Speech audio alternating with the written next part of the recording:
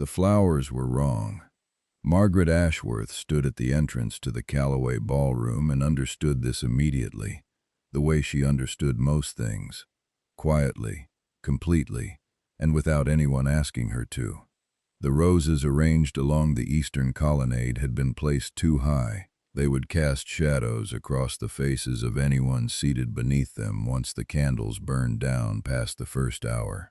And Lady Calloway had spent considerable effort ensuring that her daughter Eleanor would be seated precisely there for the supper arrangement. Margaret had spent 6 years noticing details that no one had asked her to notice. She noticed this one and said nothing, because saying something would have required explaining how she knew, and explaining how she knew would have required someone to acknowledge that she was in the room. She was, in the formal accounting of this evening, not supposed to be in the room at all. The Calloway ballroom in the first week of June, 1837, was a thing of deliberate excess. 300 candles burned in the twin chandeliers overhead, and their light fell on silk in every shade that the London merchants had been persuaded to import. Peacock, gold, ivory, a deep arterial red that one particular countess had been bold enough to attempt. The musicians were already in their positions in the upper gallery, running the first tentative scales of the evening like a machine testing its own parts before the work began. Footmen in identical livery moved through the assembled guests with the practiced efficiency of people who had done this particular configuration of tasks enough times that they had stopped seeing the individuals they served. 240 guests. Margaret had counted them against the seating chart 3 times that afternoon, alone in the anteroom, with the list and a cup of tea that had gone cold before she remembered to drink it. She knew the placement of every table, every floral arrangement, every card bearing a titled name in Lady Calloway's precise copper plate. She had organized the seating arrangements because Lady Calloway had asked her to, and because Lady Calloway's social secretary had developed a sudden migraine that Margaret suspected was not entirely genuine. And at the edge of all that glittering extravagance, holding a single out-of-place calling card she had found on the floor near the door and was deciding whether to deliver or simply pocket, was Margaret Ashworth. She wore a gown she had already worn twice, a gray silk that had been fashionable 3 seasons ago, remade by her own hands at the hem and the sleeves to suggest, rather than assert, its origins. It was not an ugly dress. It was simply a dress that communicated, clearly and without ambiguity, that its wearer was not the point of this evening. That had always been the arrangement. The card in her hand belonged to a name she recognized before she had finished reading it, the Earl of Vane. She had not been told the Earl of Vane would be attending.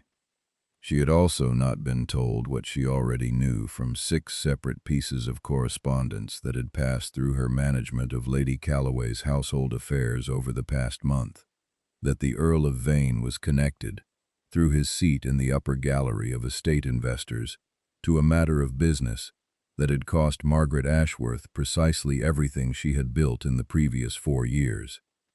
She was still considering this when the ballroom doors opened fully, and she heard the particular shift in the room's collected sound that meant someone significant had arrived. He was not announced. That, she noted, was the first unusual thing. The Duke of Ashford did not require announcement. The room simply knew he had entered it, the way a room knows when a window has been opened, not with fanfare, but with a change in the quality of the air. He was tall, dark-coated, without decoration beyond the mathematical precision of his cravat. He did not look dazzled by the candles. He did not look much of anything that could be named from a distance. He moved through the first circle of guests with the economy of a man completing an obligation. Lady Calloway's daughter Eleanor turned toward him like a compass correcting its bearing. Margaret watched him complete 2 full circuits of the room's social requirements. 4 conversations, 2 bows, 1 exchange that lasted precisely as long as courtesy required and no longer, and registered that he had looked at her exactly once in that time. Not at the gray dress. not at the out-of-place card still in her hand. At her. The look lasted perhaps 2 seconds and carried in it the particular quality of a man who has seen something he has not yet named and intends to name it later.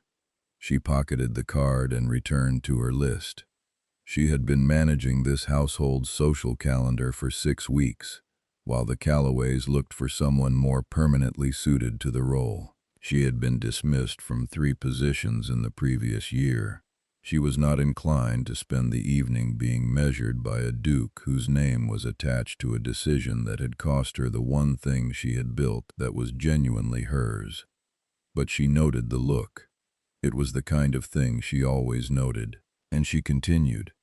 The life that had produced Margaret Ashworth, organized and uncomplaining, in a gray dress at the edge of a ballroom she had arranged but was not invited to attend, that life had a specific shape, and it had been constructed over 26 years with a consistency that bordered on the architectural. Her father, William Ashworth, had been a man of considerable education and inconsiderable fortune, which was among the less unusual combinations available to a man of his era. He had managed the books for a modest estate in Hertfordshire for 15 years, and he had taught his daughter to do the same on the principle, never stated aloud but evident in every lesson, that a woman who could read a balance sheet would never be entirely without recourse. He had been a quiet man, warm in the particular way of people who express affection through usefulness. He had died of a fever in the winter of 1829, when Margaret was 18, and had left behind a daughter who could reconcile accounts to the penny, and a small estate whose management promptly fell to the nearest male relative. The nearest male relative was her uncle, Gerald Ashworth, who had the title to the house and the opinion that a woman's management of accounts was a temporary arrangement at best and an affront to natural order at worst. He had taken over the estate's formal ledgers within 3 months of her father's death. He had continued, without acknowledgement or payment, to rely entirely on Margaret's actual work in managing them. This was the arrangement for 4 years. She was 22 before she understood, with the complete clarity that arrives only once you have stopped hoping for a different interpretation, that Gerald Ashworth was not going to pay her. He was not going to acknowledge what she did. He was, in all practical terms, going to continue using her labor the way a man uses a wall, leaning on it without considering whether it intends to remain standing. She had understood this on a Wednesday in October 1831. Standing in the estate's accounting room with a discrepancy of £47 in the quarterly wool merchant payments that she had traced to a billing error by the merchant, rather than a fraud on the estate's part, which she had written up in a careful letter that would save her uncle £47 and the merchant from an accusation he did not deserve. She had looked at the letter she had just written and understood, with the precision of a woman who has been counting things her entire life, that she had now saved or recovered for Gerald Ashworth's estate a total of £412 in 3 years, and had been paid none of it, and would not be. She did not cry. She pressed one hand briefly against the wall of the accounting room, and then she picked up her list, and she decided that she was not going to become less than she was, because a man with a legal claim to a house chose not to see her. She spent the next 6 months doing something Gerald Ashworth would not have permitted had he known she was doing it. She wrote letters, not to him, to other estate managers, to solicitors who advertised in the county papers, to the one woman she had heard of who managed correspondence for a household of import in London. She wrote carefully, factually, without pleading, and she listed what she had done, the accounts she had managed, the errors she had identified, the creditor negotiations she had conducted on her uncle's behalf without his knowledge, including one in which she had persuaded a creditor to extend terms for 6 months by demonstrating, in writing, that the estate's upcoming wool yield would more than cover the arrears. She had been 20 years old when she did that. The creditor had written back expressing surprise that the letter was from a woman. She had written back to say that it had always been from a woman, and that the wool yield figures remained accurate regardless. By the spring of 1833, she had left her uncle's estate with a letter of character from a solicitor who had been following her correspondence with the interest of a man who recognized operational competence when he saw it moving through the post. She had arrived in London with £11, a trunk of clothes, and an education in accounting that most men with professional appointments lacked. She had managed 4 households in the 4 years since. She had been let go from the first after 3 months when the house's owner decided that a woman who knew the accounts better than he did was a disruption he didn't require. From the second, after 6 months, when a creditor she had renegotiated terms with wrote to the house's mistress expressing admiration for her secretary's acuity, and the mistress, who had not known she had such a secretary, had asked who was doing this work, and discovered it was the quiet, gray-dressed woman she'd thought was managing the correspondence. From the third, after 8 months, when the evidence she had found in the household accounts of a long-running fraud by the house's man of business, who had been quietly misrecording payments for 11 years, had been taken to the house's owner, who had thanked her, dismissed the fraudulent man, and then dismissed Margaret a week later, on the grounds that a woman who found that kind of thing in accounts made the accounts feel unsafe. She had been managing the Calloway household's social calendar for 6 weeks because Lady Calloway was not a cruel woman, simply an inattentive one, and because Margaret Ashworth was extraordinarily good at making complex arrangements function without anyone seeing the work. The moment she could not avoid remembering in all the cataloging of what she had survived, the one she returned to on the difficult nights, was not any of the dismissals. It was a morning in her uncle's accounting room, very early, before Gerald Ashworth was awake, when she had been working through the quarter's wool merchant statements, and she had heard, from outside the window, her uncle explaining to a neighbor that the estate accounts had been in some disarray, but were now coming right. He had not mentioned her. He had said it the way a man says the weather has improved, taking no credit but assigning none. She had been 19. She had pressed her hand to the ledger page, and she had thought, with the particular clarity that comes from finally ceasing to hope, he is never going to say my name. And then she had returned to the accounts, because the accounts still needed doing, and because she was not going to become someone who left work undone because the world was constructed unfairly. She had managed that morning. She had managed every morning since. She had learned not to count on things that merely looked like rescue. The Duke of Ashford, whose name was Edmund Carew and whose title had been in continuous existence for 3 generations, had arrived at the Calloway ball because he had been told to by a woman who had been dead for 8 years, and whose instructions he continued to follow when they appeared in his memory as clearly as they had when she delivered them. His mother had been a woman of strong opinions about social obligation. One of them was that a man who withdraws entirely from society becomes someone the society grows comfortable making decisions about in his absence. Edmund had withdrawn entirely for 3 years following her death, from London, from the seasonal calendar, from the circuit of dinners and balls that the title required him to attend. He had managed the estate from Ashford Hall in Lincolnshire, handled the agricultural contracts personally, renegotiated the tenant agreements twice, and spoken to perhaps 40 people total in the first year, most of them tenants or solicitors. The estate had never been better managed. He had also, during those 3 years, hired an investigator. Not for any dramatic purpose. He had hired one because the estate's investment portfolio, inherited from his father who had died 6 months before his mother, included 17 separate agreements with various commercial ventures, and 3 of those agreements had begun generating returns that were inconsistent with what the underlying businesses could have been producing. Edmund was not a man who ignored inconsistency. He was also not a man who acted on incomplete information. He had hired the investigator to produce a complete picture, and the investigator had done exactly that, and the picture had included the name of a woman, Margaret Ashworth, connected to the matter of the 3rd investment through her work as a household secretary. He had read the investigator's report in his library at Ashford Hall on a Tuesday morning in March, with a cup of tea that he actually finished while it was still warm. The report said that Margaret Ashworth had, during her employment at the Harville household 8 months prior, discovered and documented a fraud in the household accounts involving a man of business named Royce, who had also been the registered agent for Investment 4 in Edmund's portfolio.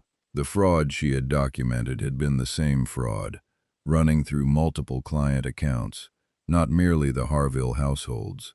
She had brought the evidence to the Harville household's owner. The owner had dismissed Royce and then dismissed her. Royce, freed from the Harville household connection, had restructured the relevant investment vehicle and continued operating, unimpeded, with the other clients, including Edmund. She had been the only person who had seen it, documented it, and named it, and she had been dismissed before anyone else heard the name. Edmund had read this section of the report twice, which was unusual for him. He was a thorough first-pass reader. He had also noted in the appendix that the investigator had been able to trace Ashworth's subsequent movements with some difficulty, as she moved frequently and left detailed professional records only with solicitors who maintained her correspondence. The investigator had included, as a professional aside, that the quality of the work she had done on the Harville accounts was, in his 40 years of examining financial records, exceptional. He did not typically include personal assessments. He had included this one. Edmund had put the report in the drawer of his desk. Then he had taken it out again and placed it in the file of active matters. He had also written a short letter to a contact in London, asking to know, as a professional courtesy, the name of any household in the city that currently employed a secretary named Ashworth. He had received a reply 3 weeks later. Lady Calloway, a temporary position. He had attended the Calloway ball because it was on the season's calendar, and because his mother's voice in his memory said, without warmth but without apology, "Edmund, you have been absent long enough." He had seen Margaret Ashworth within 4 minutes of entering the room. She was the only person in the entire ballroom who was working. Not performing work, actually doing it. She moved from the entrance to the south corridor, to the seating area with the economy of someone who knows where she is going, because she has already mapped where everything needs to be. She was wearing a gray dress, and she had a list in her hand, and she was cross-checking something against the table arrangements in a way that suggested she was either correcting a mistake that hadn't been discovered yet, or preventing one. He had looked at her for 2 seconds. She had not looked at him. He had continued his social obligations and found himself, for the first time in several years, thinking about something other than what he was obligated to attend to. At 11 that evening, he positioned himself near the door to the south corridor at the moment when Lady Calloway's social calendar indicated supper would be arranged, and he watched Margaret Ashworth direct 3 footmen relocate a floral arrangement 4 inches to the left, and quietly seat a guest who had lost her card without anyone in the surrounding 10 feet becoming aware that any correction had occurred. He did not approach her that evening, but he instructed his secretary the following morning to determine whether the Calloway household would be willing to release their current temporary secretary for a more permanent arrangement at Ashford Hall. He did not tell his secretary why. He was not required to explain himself, but the reason was the same one he always acted on. He had seen something that worked, and he did not intend to remain uninformed about it. She arrived at Ashford Hall in Lincolnshire on the 14th of June, 1837, with the same trunk she had carried for 4 years, and a letter of introduction that Lady Calloway had written with more warmth than Margaret had expected, given that Lady Calloway had not technically been the one to offer her the position. The hall itself was larger than she had prepared herself for, which was an error she rarely made. It sat at the end of a half-mile approach road lined with elms that had been there long enough to have opinions about the weather and the house, when it resolved from the distance into something specific, had the quality of a place that had been built to last rather than to impress. Stone and scale and precision, and windows that let in actual light rather than performative light. She approved of it before she had even been shown inside, which she also noted as an unusual response. The housekeeper who met her at the servants' entrance was a woman named Mrs. Drummond, who was 62 years old and had been at Ashford Hall for 31 of those years, and who communicated, in her first 45 seconds of acquaintance, that she had her own views about the appointment and was prepared to withhold final judgment until she had evidence. This Margaret found entirely reasonable. The Duke has indicated you are to have full access to the household accounts, Mrs. Drummond said, showing her to a room in the east wing that was small but had a window and good northern light. He also indicated that you are to be given access to the estate ledgers. I will say plainly that no one has looked at the estate ledgers other than the Duke himself in the past 3 years. I will treat that access with appropriate care, Margaret said. Mrs. Drummond looked at her for a moment with the expression of a woman taking a measurement. You are younger than I expected, she said. I am 26, Margaret said. I have been managing household accounts since I was 16, and estate accounts since I was 18. I have also renegotiated a creditor agreement under time pressure, identified a fraud before anyone else in a household did, and organized a seating arrangement for 240 guests without a completed guest list. I expect to be useful here. The measurement continued for one more moment. Then Mrs. Drummond said, the evening meal is at 7. I will show you the accounts room. The accounts room was situated adjacent to the library, which meant that for the first 2 weeks of her employment, Margaret spent her days in a room surrounded by an orderly and substantial collection of books that she was not yet in a position to read. She was in a position to read the estate ledgers, which she did systematically, beginning with the most recent quarter and working backward, and what she found in them was the careful, competent work of a man who understood agricultural operations and had been managing them without a dedicated secretary for at least 2 years. She also found 3 discrepancies. They were small, 2 of them, a rounding error in the third quarter wool yield figures that compounded forward through 2 subsequent quarters in a way that suggested it had been copied from a single source without re-verification. A payment to a land drainage contractor in the second quarter that did not match the schedule of works listed in the estate diary, suggesting either the diary was incomplete or the payment had been made for a different purpose. The third was not small. A series of entries in the investment portfolio accounting that corresponded to dates and figures that matched, almost exactly, but not precisely, the figures in the fraud documentation Margaret had put together for the Harville household 8 months prior. She stopped reading at that point and looked at the ledger for a long time. Then she went back to the beginning and started again. She had been at Ashford Hall for 11 days when the Duke of Ashford appeared in the accounts room doorway at 20 minutes past 10 in the morning. He stopped in the doorway as though he had not expected to find her still there, though she had been in the room at this hour on each of the 10 previous days, so she found this unlikely. "You have questions," he said. It was not a question. "3," she said.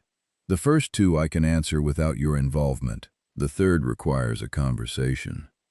He came into the room then, and sat in the chair across the desk from her, not behind the desk, not at the reading table, which she noted because it placed them on a level she had not anticipated. Most men who sat in that configuration with her arranged themselves on the other side of something. He did not appear interested in the arrangement of furniture as a statement. "The third question," he said. "The investment accounts," she said, "specifically the entries corresponding to March through September of 1835, and again in the first 2 months of 1837. I have seen these figures before.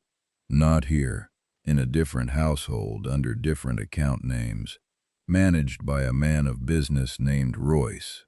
The Duke looked at her without expression for a moment. Then he said, "What did you find when you saw them before?" "Evidence of systematic misrecording," she said. "Payments attributed to one account that were being drawn from another. The pattern appears identical to what I documented in the Harville household accounts last year." "And what did you conclude from that documentation?"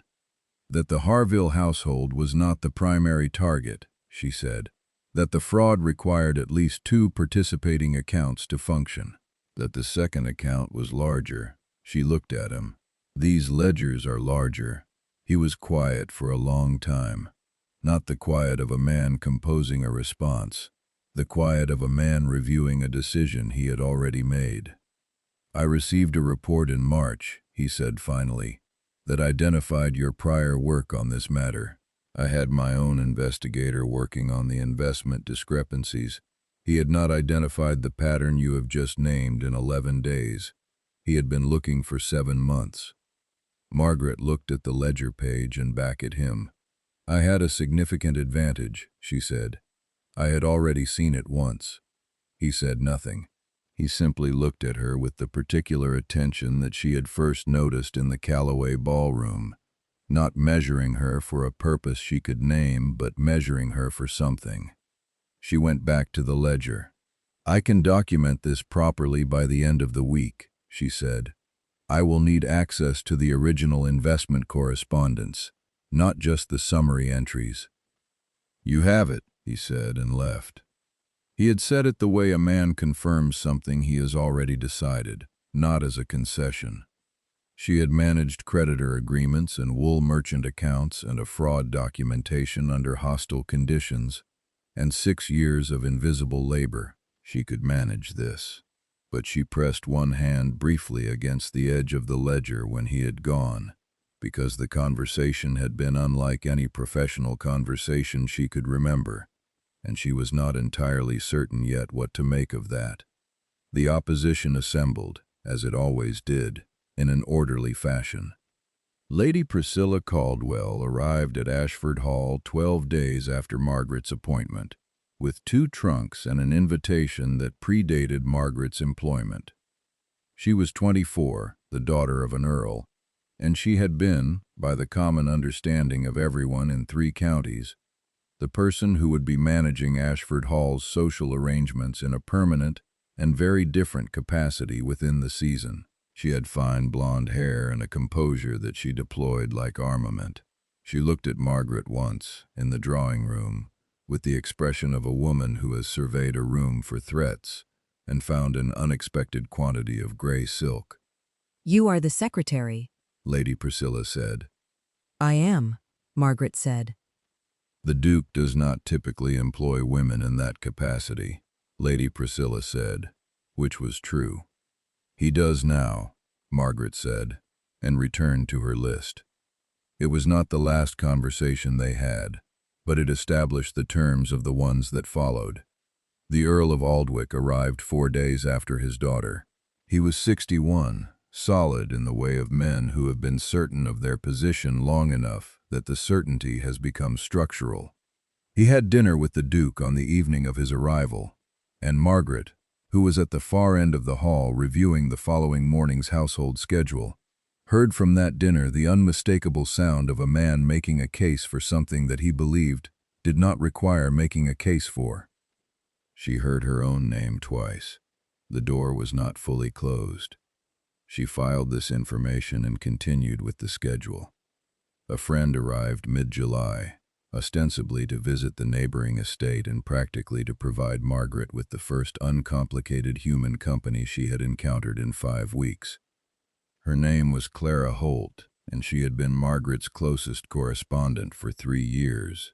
They had met when both were employed, briefly, by the same London household, and Clara had been the person who, on Margaret's first morning there, had sat down next to her at breakfast and said, with great directness, "You are clearly not the person who should be serving at this table. What is it that you actually do?" Clara Holt was small, sharp, and had a particular way of observing things with her head slightly tilted that suggested she was reading the room in a language most people couldn't see. "You look better than I expected," Clara said on her second morning in Lincolnshire, walking with Margaret along the kitchen garden path in the early light. "I expected you to look ground down." "I am not ground down," Margaret said. "The work is considerable, but it is real work, and the compensation is appropriate." "And the Duke," Clara said, with the tone of a woman who has been conducting a correspondence for 3 years and knows when she is not being given the complete picture. "The Duke is precise, and he is not unkind," Margaret said. "He asks questions and listens to the answers, and acts on what he has heard. I have not encountered that particular combination in an employer before." "You are describing a man who sees you," Clara said. "I am describing a man who values competence," Margaret said. "They are not always the same thing." Clara looked at her with the tilted head expression. "Sometimes they are," she said. Margaret continued along the path and did not respond, because she was not yet prepared to have that conversation, even with Clara. But it was not untrue. The Duke was different from every employer she had known. Not because he was warmer, he was not particularly warm, but because when she said something he heard the exact thing she said rather than the impression of a woman who had said something. He had come to the accounts room 3 more times in the 10 days since their first conversation, and each time he had asked a specific question and received a specific answer, and acted on it without delay, and without taking the answer apart to see if it could be improved. He had also, on one evening when she had been in the library past 9 o'clock reviewing the investment correspondence she needed for the documentation, come to the doorway and found her there and not told her to stop. He had come into the room instead, taken a chair at the other table, and spent an hour reviewing something of his own. He had said nothing for most of that time. At the end of it he had said, looking at the text in front of him rather than at her, "The Royce matter. When you first identified it at the Harville household, how long did it take you to see the pattern?" 3 weeks, she said. "The first instance looked like an error. The second looked like a correction of the first. The third told me it was neither." He had nodded once, the way he nodded when he had heard something he already partly knew and was now confirming. Then he had set down what he was reading and looked at her. "They dismissed you for finding it," he said. "Yes." That was a significant error of judgment on their part. She was quiet for a moment. Then she said, "It is not unusual." "No," he said, "it is not." And then, "The documentation you are compiling. I intend to bring it before the Investment Council. I will require someone who can present it." She looked at him steadily. "That someone would be me," she said. "Yes," he said, without hesitation, without qualification, without the slight pause that preceded a man's decision to explain why he was making an exception. She returned to the correspondence. He remained in the library for another 20 minutes, reading, and neither of them said anything further, and it was entirely unlike any hour she could remember spending in someone else's company, as though they had both simply been in a room, doing their own work, without anyone requiring permission. She picked up her pen and continued the documentation, and did not permit herself to call the hour what it had been, though she catalogued it the way she catalogued everything. The second confrontation with Lady Priscilla arrived the following week, in the formal drawing room, in the presence of the Earl of Aldwych and 2 neighboring families who had been invited to dinner. Lady Priscilla had arranged, in the course of the evening's conversation, to mention, lightly, socially, without apparent direction, that she had heard the new secretary had come from quite a series of households in a rather short period of time. 4 in 4 years, Lady Priscilla said, to no one in particular. "It does suggest a degree of instability, doesn't it?" The room's surface conversation continued around it, but the room had heard. Margaret, who was seated at the end of the table in the position she was typically given at these dinners, present as a necessity of the household's administrative function, placed where her presence disturbed the seating least, set down her fork. Each of the 4 positions concluded for a specific documented reason, she said, in exactly the voice she used to read account figures aloud. Precise, unemphasized, complete. The first, because the household's owner preferred not to employ someone who knew the accounts better than he did. The second, because a creditor's letter made my work visible to the household's mistress in a way she had not anticipated. The third, because I identified a fraud that had been operating in the household accounts for 11 years, which the household's owner found more disruptive than the fraud itself. The table was quiet. The fourth position, Margaret continued, is this one. I do not anticipate it concluding on similar terms. She picked up her fork and continued eating. She did not look at the Duke, who was at the head of the table, but she was aware, in the way she was always aware of specific data points, that the Earl of Aldwych had looked at his daughter, and then at Margaret, and then at his plate, and that the expression on his face was not anger. It was something more complicated, the particular expression of a man who has just heard something that does not fit the framework he arrived with. She picked up her list afterward and continued. The documentation took 2 weeks to complete. It was the most careful work she had ever done, and she knew it as she did it. The way a craftsman knows the difference between adequate and excellent, while the hands are still moving. She organized the evidence in 3 categories. First, the pattern of misrecording, charted across every relevant entry in the estate ledgers with marginal notations showing the mathematical relationship between each instance. Second, the correspondence from the Royce account that connected the investment vehicle to the same agent she had identified at the Harville household. Third, a comparative analysis showing that the returns claimed for 4 investment agreements in the estate's portfolio could not have been generated by the underlying businesses at the reported rates, with figures sourced from the business's own published accounts. She annotated everything. She sourced every figure to its original document. She wrote a summary that was 4 pages long and said nothing she could not support with the citation below it. When she placed the completed documentation on the Duke's desk, he read it without speaking for an hour and a half. She did not remain in the room. She went back to the accounts room and continued with the household quarterly review, because the work did not pause for milestones. He came to the accounts room doorway at the end of that hour and a half. The council meets in London on the 15th, he said. I will require you there. I will be ready, she said. He looked at her for a moment. The same measuring attention she had first seen in the Calloway ballroom and had since come to understand as something closer to what very few people had ever offered her. He said, I know you have had cause to doubt that presenting evidence of this kind changes anything. She looked up from the accounts. Yes, I intend for it to change something this time, he said. She held his gaze. Then we are agreed, she said. He nodded. He started to leave, then turned at the doorway. The cravat, he said. She blinked once. What? You have been looking at it, he said. It has been wrong since this morning, and you have been noting it every time I enter the room, and choosing not to say anything.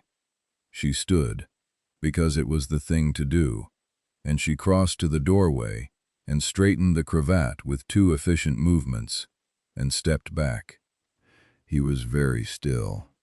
It has been crooked for 4 hours, she said. I know, he said. I was wondering when you would tell me. She returned to her desk, because the accounts still needed doing. But she permitted herself, when he had gone, a single moment with one hand pressed against the edge of the desk, not from difficulty but from something else entirely, something she had not been trained to name but recognized as she recognized all things, completely, quietly, without anyone having asked her to. The Investment Council met on the 15th of August, 1837, in a formal chamber in London that smelled of old wood and institutional certainty. There were 11 men seated at the table when Margaret Ashworth entered the room with the Duke of Ashford, and the expression on the face of each of them told her, with perfect legibility, that they had not expected her to be the person carrying the documentation. She had expected this.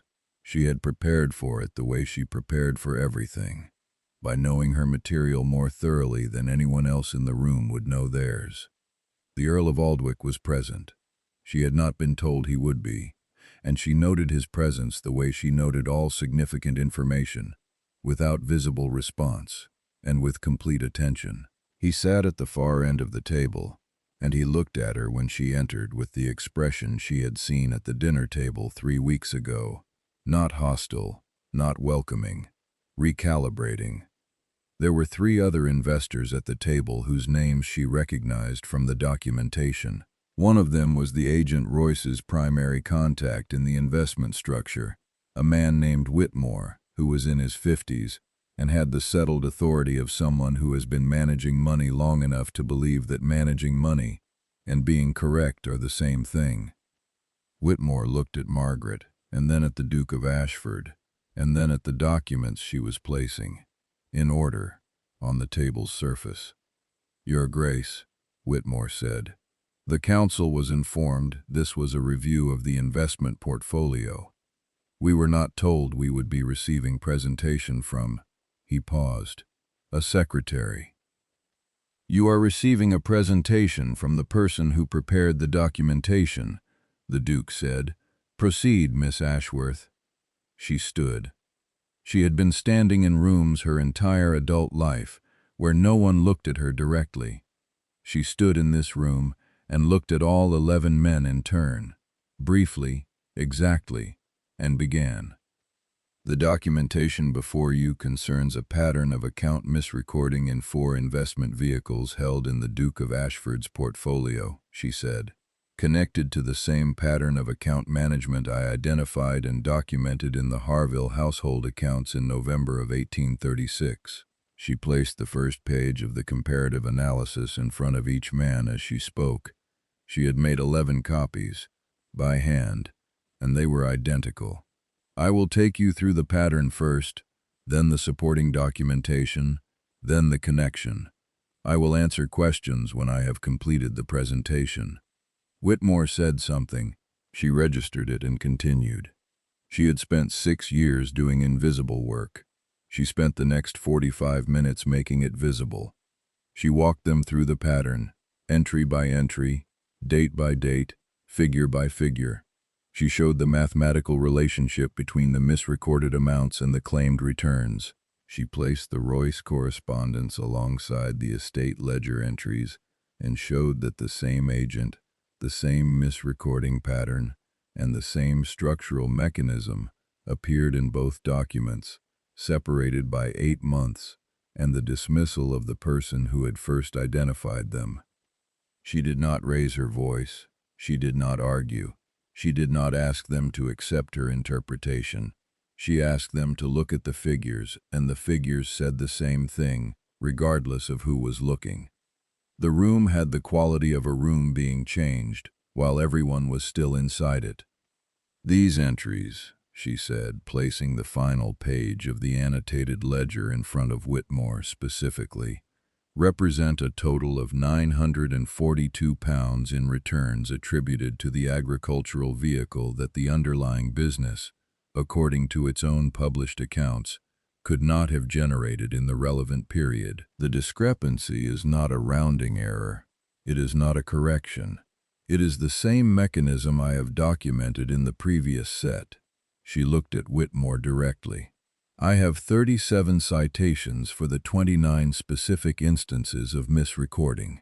They are tabbed for your convenience." The room was quiet. The person being overlooked in any room is often the person keeping the room standing. This was not a principle Margaret had invented. It was simply a thing that was true, that no one thought to say, because the people doing the overlooking were also the people who decided what was said. It was the Earl of Aldwych who spoke first. "How long did you say the pattern has been running?" he said. "In the Duke of Ashford's portfolio, the first instance appears in March 1835, she said. 29 months. Aldwych looked at the document in front of him. He looked at it the way a man looks at something that requires him to revise what he has been operating on. Then he said, to no one in particular but in a direction that was approximately the Duke's, "The Harville household dismissed her for bringing this forward." "Yes," the Duke said. "And the fraud continued." "Until now," the Duke said. Aldwych did not say anything further. He went back to the document, but his posture had changed, in the specific way of a man who has seen something he cannot unsee and is in the process, slowly, of adjusting to a different landscape. Whitmore was speaking. He was attempting several things simultaneously: to question the methodology, to suggest the interpretation was overreaching, to establish that he personally had no knowledge of the mechanism described. Margaret let him finish. Then she turned to page 9 of the documentation, which contained the 3 instances of correspondence between Whitmore's own accounts administrator and the Royce vehicle, dated within the window she had described. She placed page 9 in front of him. She said nothing. The council voted 4 hours later to freeze the relevant investment vehicles and refer the matter to a solicitor for formal examination. It was not the dramatic verdict of a court. It was the particular, institutional, quiet verdict of men who have seen documented evidence and cannot now unsee it. Royce's agent connection was severed. The returns were to be audited. The room adjourned. She was gathering her documents when she heard the chair move at the end of the table, and she looked up to find the Duke standing before the full council, still assembled. "This documentation," he said to the room, "was produced by Miss Ashworth over 2 weeks, from a standing start, without prior access to any of the investment correspondence. It identified a pattern that my own investigator had not identified in 7 months. He spoke without elevation, without performance. I intend to make permanent arrangements for her management of the estate's accounts. I intend to propose to her this evening." A pause that the room might have used for reaction, but he did not use for anything except continuing. "I wanted the record to be clear about what she has accomplished before anything else changes the shape of this conversation." The room did not erupt. There was a suspended moment, long and wide, in which 11 men looked at a woman in a gray dress who was holding 37 pages of annotated evidence and who had, in the past 45 minutes, demonstrated something that most of them had never expected to see demonstrated in a way that did not allow them to pretend otherwise. The Earl of Aldwych stood then. He looked at his daughter, who was not in the room. She was in London, at a social engagement, and this was the thing Margaret had known, from 3 weeks ago, would be the shape of the ending. He looked at the Duke. He looked at Margaret. He gave a single, unhurried nod. She looked at him, and then she gathered the last of her documents, and she held herself completely still. That evening, the Duke found her in the library of the London house where they had been staying for the council meeting. It was past 9. She had her documentation in front of her still, reviewing it in the systematic way she reviewed everything, looking for what she had missed, what she could improve, what the next step required. He came into the library without announcement, closed the door, and sat in the chair across from her. Not behind the desk, across from her. He said, "I said something in the council chamber this afternoon that I did not properly discuss with you first." "Yes," she said. "I apologize for the sequence," he said. "The content was accurate, but the order was mine to manage, and I managed it poorly." She looked at him. "You stopped a fraud and made the council understand what I had done in the same action," she said. "The sequence was imperfect. The outcome was not." "Nevertheless," he said. She waited. He was quiet for a moment, not composing himself, simply choosing the exact thing. He said, "Not because it is convenient or appropriate or fitted the requirements my position imposes. Not because the documentation requires a resolution or the council requires an explanation, but because you are the only person I have encountered in a very long time who does the real work and does not require the work to be someone else's idea. Because you straighten the cravat and do not pretend it has been straight. Because you sat in that council chamber and made 37 footnoted arguments without raising your voice and without asking them to simply believe you. Because I have been in that library with you at 10 o'clock at night, and I know that the work you are doing when I am not watching is exactly the same as the work you do when I am." He looked at her with the directness that she had come to recognize as the truest version of how he looked at anything. "I am asking you to marry me, Margaret. I am asking because I have no interest in a life that does not include the particular quality of your company. And I am aware that you have every reason not to trust an offer of this kind from this direction." She was quiet for a long time. She thought about it the way she thought about everything, thoroughly, without rushing, looking at the shape of it from multiple positions. She thought about Gerald Ashworth's accounting room and 4 years of invisible labor. She thought about 11 pounds in a trunk and a letter from a solicitor. She thought about 4 positions in 4 years and the Harville household's owner who had dismissed her for finding the thing he should have been grateful she had found. She thought about the Callaway ballroom and a gray dress and a list. She thought about a man who had hired an investigator because he did not tolerate inconsistency, and who had read a report and written a letter, and who had come into the accounts room after 11 days not to assess her but to have a conversation with her as an equal, and who had sat in the library at 10 o'clock and reviewed his own materials while she reviewed hers, as though this were entirely natural, as though she had always been the kind of person who was simply in a room. She thought about what it cost her not to answer immediately, which was nothing. She thought about what it would cost her to answer incorrectly, which would be everything. "Yes," she said.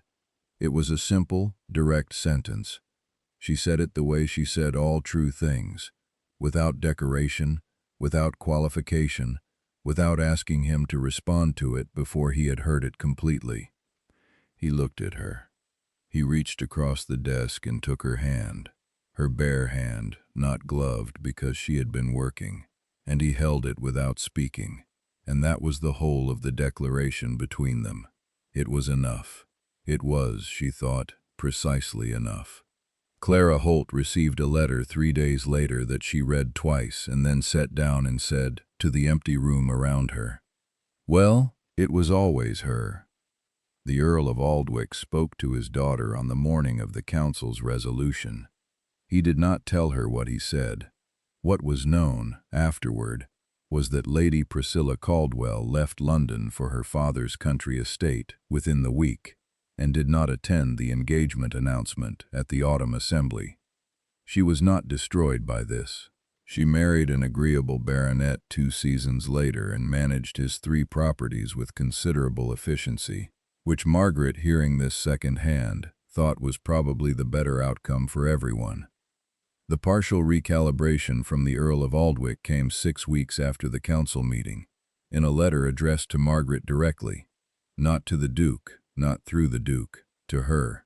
It said in 8 lines of careful handwriting that he had reviewed the documentation she had presented and found it complete, that he had made inquiries into her prior employment and found the accounts of those situations unsatisfying to him in retrospect, that he would not presume to say more than that the council's outcome had been correct, and that the presentation which produced it had been exceptional.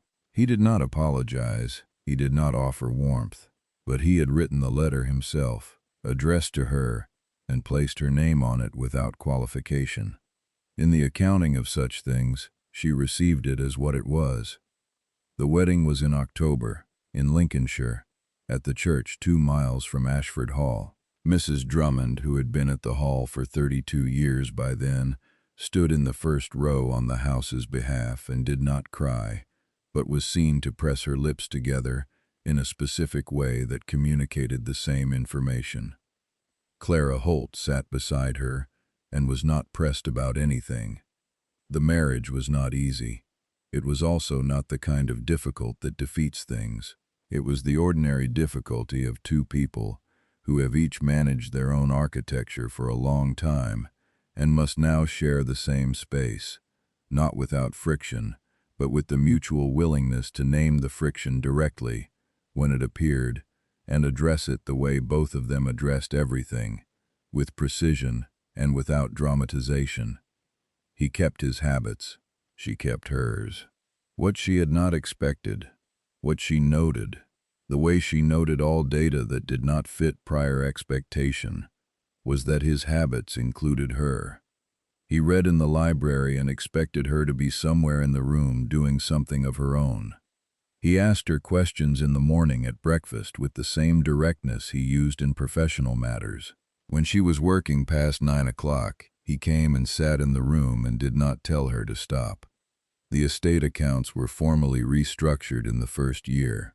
She drafted the new system herself, a methodology for quarterly review that cross-referenced tenant payment records against the wool merchant accounts and flagged any discrepancy in the investment summaries before it had time to compound.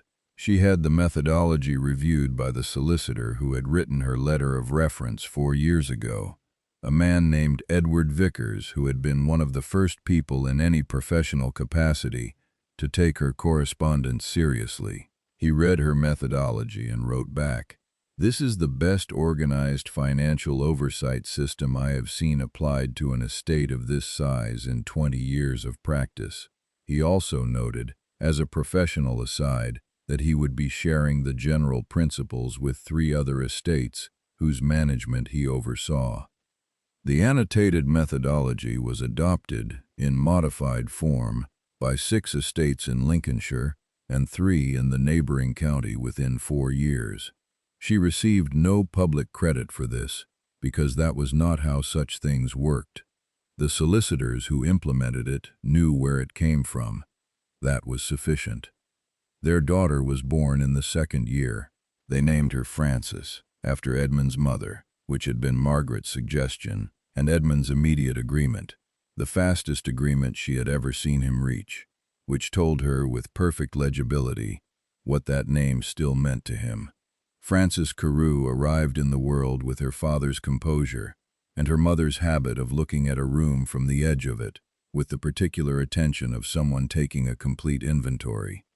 She was 2 years old before she was old enough to escape the morning room, and when she did, she escaped it at speed, and it was Margaret who caught her in the corridor, and Edmund who had been standing in the library doorway watching, and who crossed the corridor in 2 steps to take his daughter, and who then looked at Margaret over Frances's head with an expression she had catalogued, over the course of 2.5 years, as the closest thing she had ever seen to a man being entirely without the performance of himself. She straightened his cravat. It had been crooked for 20 minutes. He caught her hand when she finished, and held it. "I am watching you," he said. "I know," she said. "You have been watching since the Callaway ballroom." "Since before," he said. "I read the report in March." "I know that too," she said. Frances, in her father's arms, made a sound of the particular impatience of a 2-year-old who has not yet been put down. Margaret took her daughter and settled her on her hip, and the 3 of them remained in the corridor for a moment, the Duke, his Duchess, and the child who had the best of both of them, and the late afternoon light came through the east wing windows in the uncomplicated way of good light in a house that had been built to last.